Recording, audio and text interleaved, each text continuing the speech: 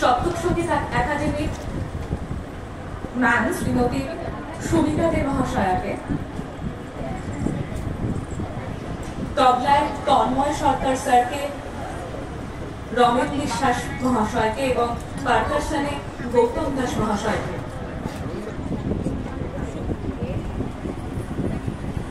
সুমিতা দে মহাশয়া আমাদের সপ্তক সঙ্গীত একাডেমি স্যারদের সম্মান জানাচ্ছেন।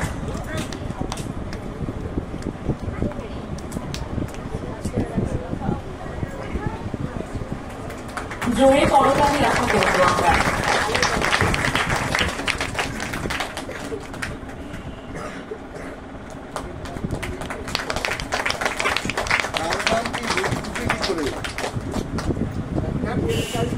পারকাশনে গৌতম দাস মহাশয়কে সংবর্ধনা জানাচ্ছেন শ্রীমতী সুমিতা দে মহাশয়।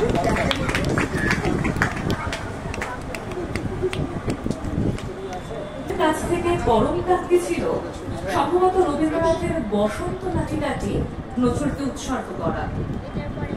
উৎসর্গপত্র লেখা ছিল শ্রীমান কবি কাজী নজরুল ইসলাম, স্নেহ খাজনের শোক, তারিখ 10ই ফাল্গুন 1939। রবীন্দ্রনাথ এই প্রথম অত্যন্ত আপনজনদের বাইরে কাউকে বই উৎসর্গ করেছিলেন। শুভাকাঙ্ক্ষীদের কেউ কেউ আপত্তি জানিয়ে বলেছিলেন নজরুল জনপ্রিয় হয়েছেন চতুর্দিকে অস্ত্রের ঝনঝনানি চলছে বলে, সেটা কমে গেলে তার জনপ্রিয়তা মিলিয়ে যাবে। উত্তরে রবীন্দ্রনাথ বলেছিলেন জনপ্রিয়তা কাব্য বিচারের স্থায়ী নিরিখ নয়, কিন্তু যুগের মনকে যা প্রতিফলিত করে তা শুধু কাব্য নয়, মহাকাব্য। এরপরে পরিবেশনায় অনুশ্রীর নজরুল গীতি। সপ্তক সঙ্গীত একাডেমির খুদে শিল্পীরা তাদের একমাত্র গানের স্যারকে সম্বর্ধনা জানাতে চলেছে। একাডেমির কর্ণধার শ্রীযুক্ত স্বপন্তি মহাশয়কে আমি অনুরোধ জানাচ্ছি ওদের থেকে এই ছোট্ট সম্বর্ধনাটা গ্রহণ করার জন্য। জোরে হাততালি আশা করবো।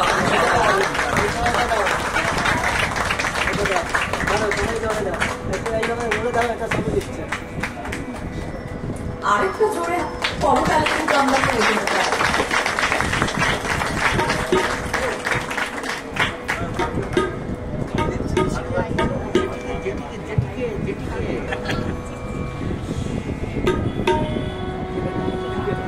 এখন অনুশ্রীর নজরুল গীতি।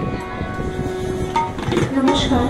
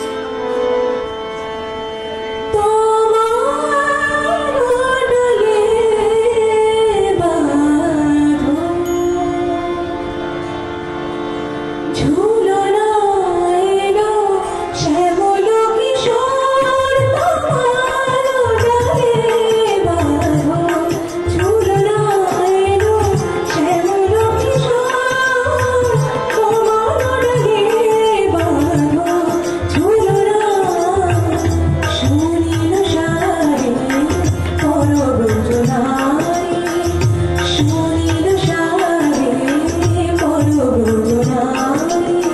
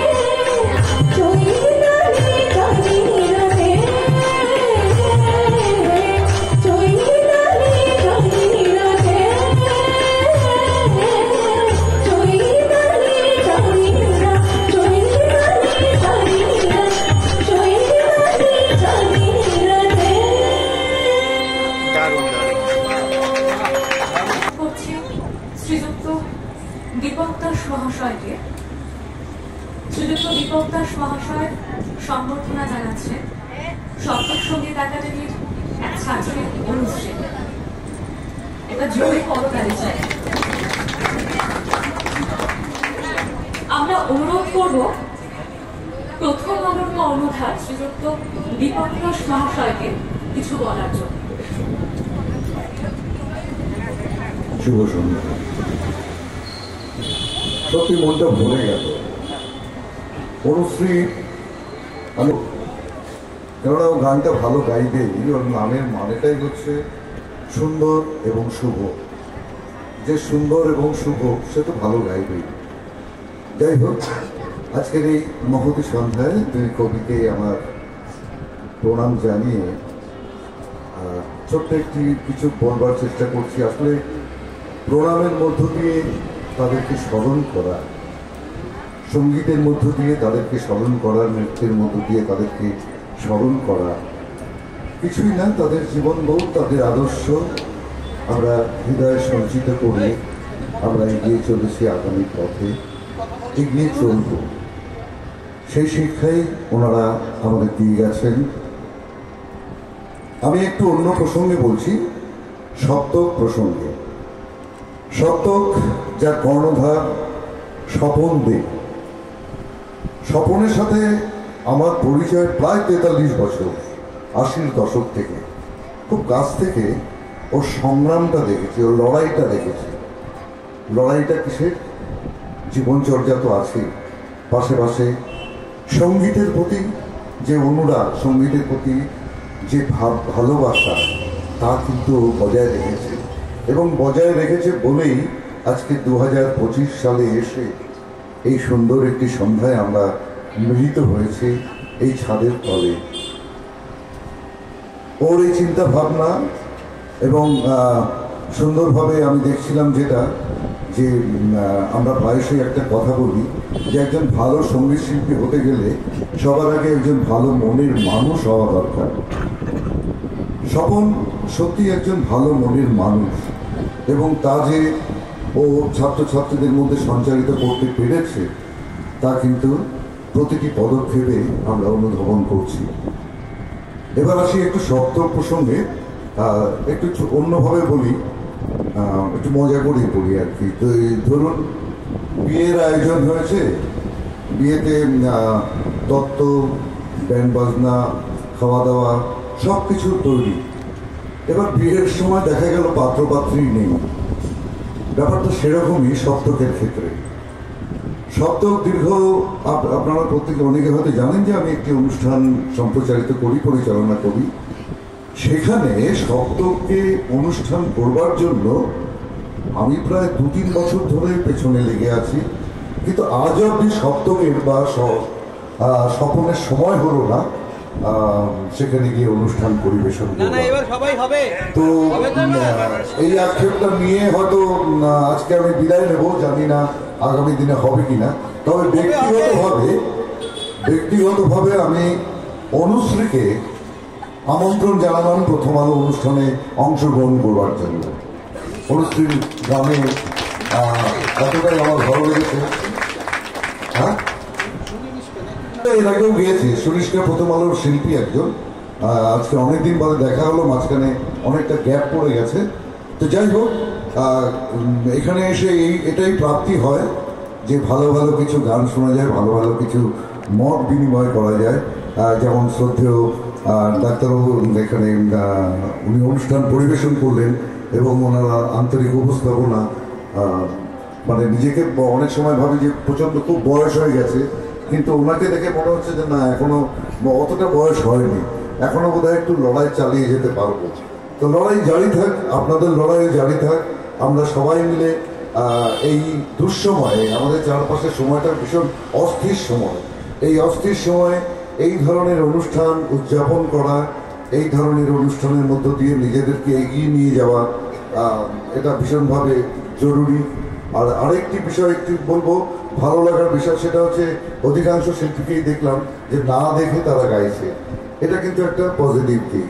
আবার অধিকাংশ শিল্পীকেই দেখলাম ওই মোবাইল খুলে এই মোবাইল ব্যাপারটা একটু যদি বাদ দেন ভালো হবে, কারণ দুটো তার পজিটিভ দিক আছে। একটা হচ্ছে যে মোবাইলে না দেখে যদি আপনি গানটা লেখেন, গানটা লিখতে গিয়ে কিন্তু ওই গানের বাণীটা কিন্তু আপনার অন্তরস্থ হচ্ছে এবং সেই বাণীটা কিন্তু আপনি মনে মনে ভাবছেন। সুতরাং এই লেখার অভ্যাসটা থাকুক। সবাই শিক্ষার্থী, আমরাও শিক্ষার্থী। আমি আরেকবার আমার অন্তরের ভালোবাসা, শ্রদ্ধা, কৃতজ্ঞতা সবাইকে জানাচ্ছি। খুব ভালো থাকবেন, অনুষ্ঠান ভালো হোক। নমস্কার। ভীষণ আলসেয় গৌতম, খুব আলসে লোক, কিন্তু এখানে নীরবে বসে বাজিয়ে যাচ্ছে অনেকক্ষণ ধরে। আর তবলায় যে আছে আমাদের পাড়ার ইমরান বলেরই ছেলে।